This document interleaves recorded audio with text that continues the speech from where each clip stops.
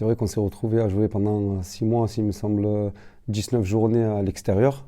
Même si le stade Vélodrome, c'est vrai que c'était à côté, on s'est retrouvé après à jouer à Guignon. Et loin de nos supporters, de nos familles, c'était très compliqué, même en termes de logistique, les déplacements et tout. À force, c'est assez pesant. Et d'avoir retrouvé le stade de Turcan, c'était juste exceptionnel. Et on a senti cet engouement tout au long de la journée parce qu'on a été mis au vert tous ensemble. Donc on a senti un peu cette atmosphère sur laquelle on avait surfé en fin d'année dernière. Et de retrouver le stade avec le monde, nos repères entre guillemets, ça nous a fait énormément de bien et ça nous a mis sur de bons rails pour la rencontre. Bien sûr, c'est l'atmosphère qui règne au stade Francis Turcan, elle a toujours été particulière. Moi, j'ai joué aussi en tant qu'adversaire et j'ai toujours ressenti cette atmosphère-là.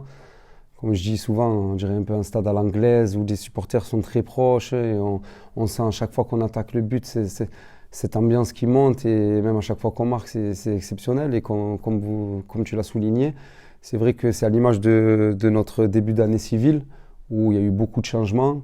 Ça se ressent dans le jeu, mais aussi en termes d'impact qu'on met dans le jeu, l'intensité.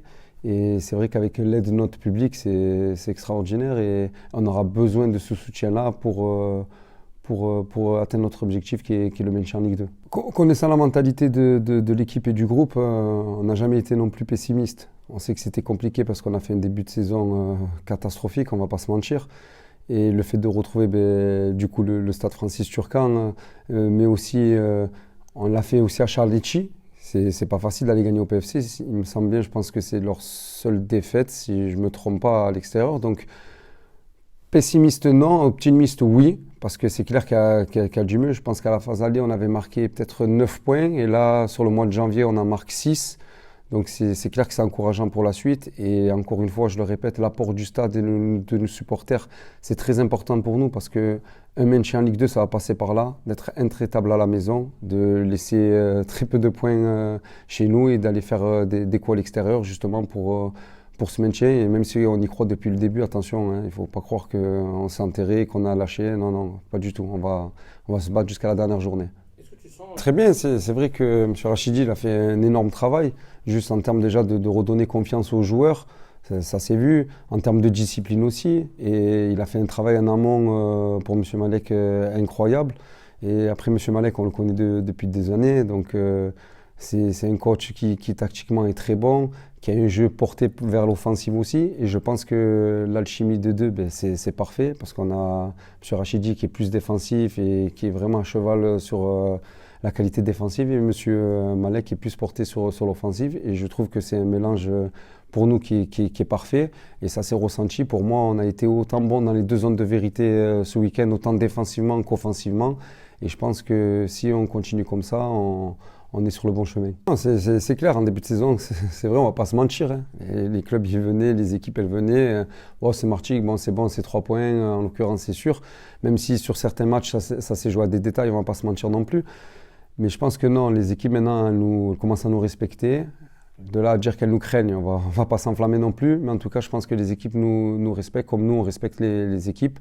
Et je pense que ça, dans la tête, ils savent que maintenant, ils ne viennent plus cocher. Ouais, aujourd'hui, c'est 3 points. Ce ne sera pas facile de gagner.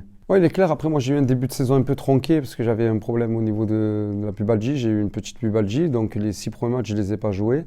Et c'est vrai que quand je suis revenu, j'ai été plus utilisé sur un côté très défensif, on va dire. Et c'est vrai qu'avec M. Rachidi qui m'a replacé en numéro 9 ou faux 9 parfois, c'est vrai que je suis plus proche du but adverse. Et on sait que ma qualité, c'est dans les 30 derniers mètres. Après, voilà, comme je l'ai dit, avec M. Malek, on sait que c'est un jeu qui est porté vers l'avant. Quand on les affrontait avec Alès, on avait pas mal de mal parce qu'il nous mettait vraiment en difficulté. Et comme je l'ai dit auparavant, ce mélange avec M. Rachidi et M. Malek, c'est parfait pour nous parce qu'on a cette sécurité défensive et ce qui nous permet avec ces deux pistons de pouvoir attaquer en nombre. Et je pense que c'est ce qui nous manquait. Et d'être en bloc médian, des fois même haut, ça nous permet de nous, offensifs, déjà moins faire d'efforts pour se placer en termes de jeu de possession. Et c'est clair que ça nous fait énormément de bien. Ah, c'est toujours accompagné, on s'est toujours accompagné, les anciens comme les nouveaux. C'est vrai qu'on va dire qu'entre guillemets, les joueurs qui ont fait l'ascension, ils ont un peu moins joué en début de saison. C'est comme ça, il faut l'accepter. En tout cas, au niveau de l'accompagnement, on a toujours accompagné entre guillemets les nouveaux joueurs qui sont arrivés, justement parce que on a cette identité de club, vraiment de faire comprendre que l'Institut est plus important que les joueurs. Donc on a toujours accompagné entre guillemets les nouveaux joueurs, comme eux nous ont accompagnés aussi, parce qu'on a des joueurs d'expérience qui sont arrivés, qui ont connu le haut niveau. Et ça aussi, ça nous fait énormément de bien. Il s'avère que c'est vrai qu'il y a eu du changement, et un changement plutôt bénéfique pour tous. Entre guillemets, anciens comme nouveaux, je le répète encore, il y a pas de ça avec nous parce qu'on est tous dans le même bateau. Et maintenant, c'est clair que je pense qu'on a trouvé cette alchimie. Monsieur Rachidi, aussi l'arrivée de Monsieur Malek, qui font qu'on a cette alchimie et on a retrouvé vraiment les valeurs du FC Martigues. Bah, d'abord, ils sont passés avec un week-end tronqué parce que bon, les joueurs dimanche ont eu du boulot, mais la joie n'a pas duré très longtemps parce que j'ai par habitude, après les matchs, de toujours faire un retour dans le vestiaire. Et le maître mot était de dire, bon les gars, savourez. Et comme dit un ami, la victoire est un doux poison. Donc essayez de ne pas vous faire enivrer par ça. Et arriver lundi, oubliez-le complètement. Et ça a été le mot de lundi. Donc non, je pense que les garçons, ils sont vite sortis de ça. Bon. Il est certain qu'un lundi après une victoire, tu attaques la semaine d'une meilleure manière. Mais voilà, ça a été le maître mot. Il faut vite se focaliser sur Dunkerque qui est un autre calibre. Oui. Bon, la semaine dernière, je l'avais pris déjà le mercredi quand même un peu. Et puis sur des retouches particulières, vu que la semaine avait été attaquée par Bouillon. Et cette semaine, on a pris la pleine mesure. C'est dans la continuité en fait. Mais comme je te l'ai dit, j'y vais doucement parce voilà, quand tu arrives à bouger tous les équilibres, c'est jamais trop bon. Donc moi aussi je m'adapte et voilà, on essaie chacun de trouver nos places. C'est plutôt bien fait cette semaine, on a assez bien bossé. Il nous reste une séance aujourd'hui un peu forte. Alors, je pense que la cadence d'entraînement a été un peu plus élevée que ce qui se faisait avant, donc c'est aussi intéressant de voir que c'est accepté, donc c'est pas mal. Ben, ça veut dire que entre un ancien coach qui était là et moi, il y a eu une intérim qui a permis de remettre des garçons peut-être dans certaines certitudes. Et arriver moi et tout chambouler d'un coup, je pense que ça serait compliqué. Donc il y a une forme d'équilibre qui a permis de retrouver un peu de confiance aussi. Donc doucement, amener ce que je souhaite moi à 100%, je vais pas le faire tout d'un coup et jeter un gros pavé dans la mare. Donc chaque semaine on met un petit peu, et pour que ce soit dilué et que ce soit bien accepté et que ce soit pas trop brusque. Tu ne pourras pas gagner si tu ne cherches pas à produire quelque chose. Donc ça a été un des maîtres mots la semaine dernière, sur une ou deux séances, d'être capable de poser, d'oser faire des choses, de créer, d'aller de l'avant et d'être dominant dans ton idée. Ça s'est bien vu contre Amiens, mais aujourd'hui contre Dunkerque, peut-être que ça sera différent. Hein. C'est une équipe de notre calibre. Nous on a quelques absents, donc il faut voir comment on se passe, mais on ne sortira pas de ça. Que tu perdes à Dunkerque ou que tu ramènes un point, il faut aller faire quelque chose. Tu ne peux pas juste subir. Et il n'y a rien qui est plus intéressant dans le football que d'être au moins maître de ce que tu veux faire. Voilà. Tu as décidé un truc, tu le fais. Tu as ton option, tu vas au bout. L'adversaire il a son option, il va au bout. Et à la fin, tu fais les comptes. Attendre et subir, quand je dis attendre et subir, c'est ne pas être force de proposition de quelque chose. Ça ne me correspond pas, non. Voilà. C'est un manque d'ambition. Si oui, voilà. Ouais, voilà, c'est exactement ça. C'est qu'aujourd'hui, je ne vois pas pourquoi, même si la situation est compliquée, tu ne pourrais pas décider de ton avenir. Ou du moins de comment va se passer l'avenir. Et ça a été les mots dans le vestiaire avant le match. Alors peut-être que c'est pour ça qu'on a eu le sentiment que les garçons étaient un peu plus libérés. Mais c'est aussi une façon de penser. Souvent on te dit aux États-Unis il y a une façon de penser, en Chine il y a une façon de penser. Je reste persuadé que dans le football il y a aussi une façon de penser. Si tu vis avec cette façon de penser, tu peux mieux te réaliser sur le terrain. Bon déjà quand même c'est un garçon que je connais depuis longtemps. Donc particulier, une affection particulière pour ce garçon que j'ai connu, ça doit être en 2013 ou 2014, il était à Arles je crois. C'était un joueur que je devais recruter à l'époque, donc à N2 et puis ça s'est pas fait comme ça. Des fois le football ça se fait pas. Karim, on sait que c'est un garçon qui a une grosse personnalité, qui a une grosse place au sein de l'équipe. En tout cas, dans celle que je dirige aujourd'hui.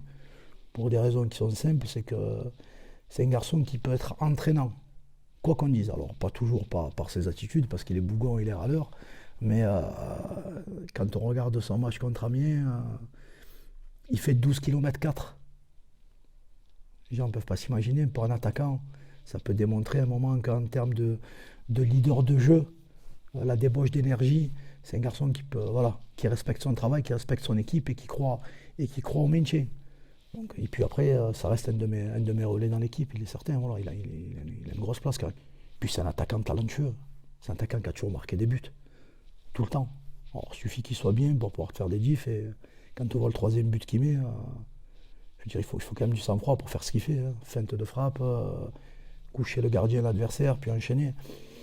C'est un des garçons sur lesquels on devra s'appuyer. Et, il le sait de toute façon. Voilà. Mais bon, il sait aussi que j'attends beaucoup de lui et il a dû vous le dire de toute façon.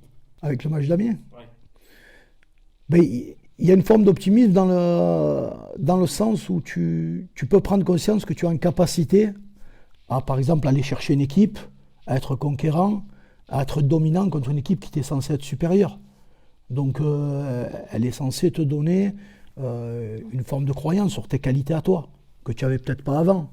Oui, je dis, putain, je suis quand même capable de mettre 3 buts à Amiens, on ne les a pas volés ces 3 buts. Alors ils étaient dans un mauvais jour, pas un bon jour, on peut avoir toutes les explications possibles. Mais je pense que nous, on a fait le match qu'il fallait. Donc tu as une capacité à le faire. Donc pourquoi pas croire que tu pourrais le rééditer? Bon, peut-être que tu le rééditeras pas à Dunkerque, parce que l'adversité est différente, peut-être que tu feras mieux. Ça, on ne le sait pas. Mais tu sais que tu en es capable. Donc le reposer sur les 13 matchs qui restent, c'est possible. Donc du moment où c'est possible, le reste, il appartient qu'au terrain. Hein. Donc celui-là, c'est le retour. Donc les joueurs, pas envie de passer à côté. Nous, pas envie, mais eux, pas envie particulièrement. Alors quand tu vas jouer le 2e, le 3e, tu retomberas dans une normalité, c'est ton stade. Et là, on verra ta capacité à justement être capable de maintenir ton niveau dans la durée. Parce que tu ne peux plus te réfugier derrière le fait que c'est le premier match. Là, tout le monde a dit c'est le premier match à Turcan. Donc il y a quand même une forme d'événement autour de ça. La semaine prochaine contre 3, ce ne sera plus le premier match, c'est le second. Et après, c'est le 3e. Donc là, est-ce que tu peux être au même level? C'est l'objectif. Si tu es au même level, tu peux te dire qu'à la maison, tu pourras en gagner, comme j'ai demandé, quelques-uns.